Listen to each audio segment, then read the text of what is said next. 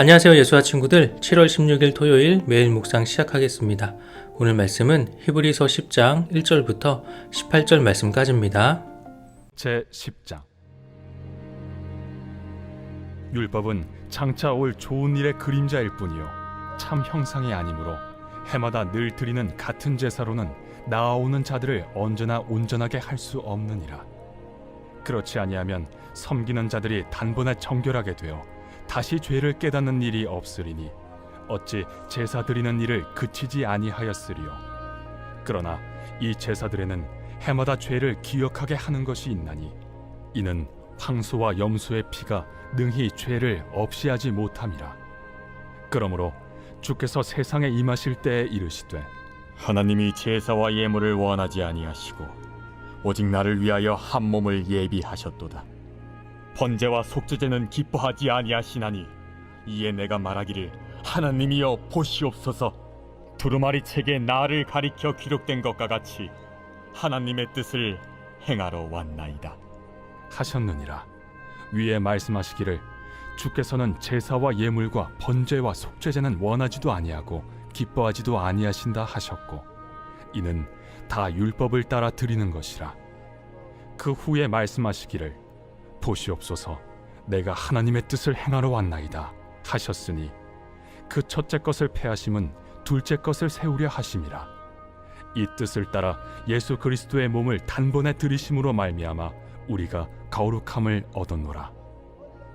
제사장마다 매일 서서 섬기며 자주 같은 제사를 드리되 이 제사는 언제나 죄를 없게 하지 못하거니와 오직 그리스도는 죄를 위하여 한 영원한 제사를 드리시고 하나님 우편에 앉으사 그 후에 자기 원수들을 자기 발등상이 되게 하실 때까지 기다리시나니 그가 거룩하게 된 자들을 한 번의 제사로 영원히 온전하게 하셨느니라.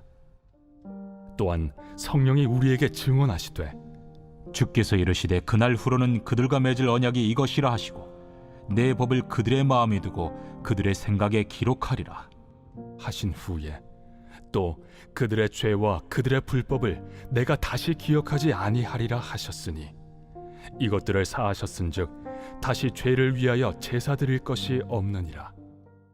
아멘. 네, 구약의 제사는 완전하지 않다라는 거 계속해서 나눴는데요.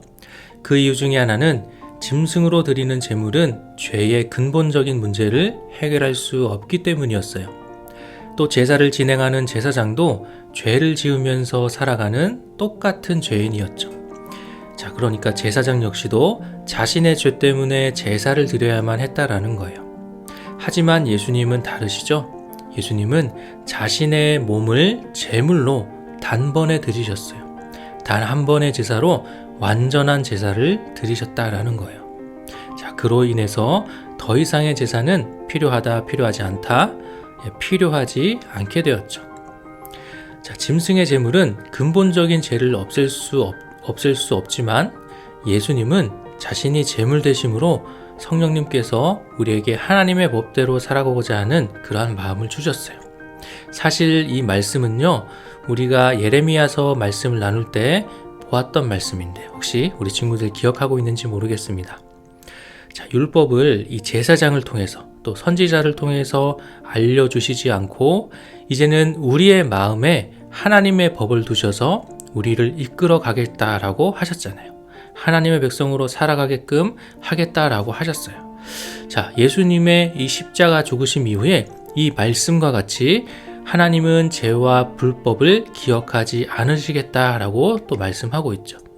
자, 우리 친구들 오늘 말씀을 통해서요, 우리는 다시 한번 완전한 단 한 번의 제사로 드리신 예수님을 보고 있어요.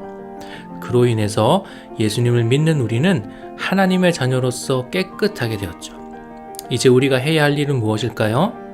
예수님을 믿고 우리 마음에 새겨놓으신 하나님의 법, 하나님의 말씀에 순종하면서 살아가야 하겠죠. 오늘 말씀을 통해 위대하신 예수님께서 드리신 단 한 번의 제사로 깨끗함을 입었다라고 하는 그 사실과 그로 인해 우리의 마음에 하나님의 법을 새겨주셔서 우리를 하나님의 백성으로 이끌어 가시는 그 하나님을 기억하며 감사하는 우리 예수와 친구들이 되기를 소망합니다.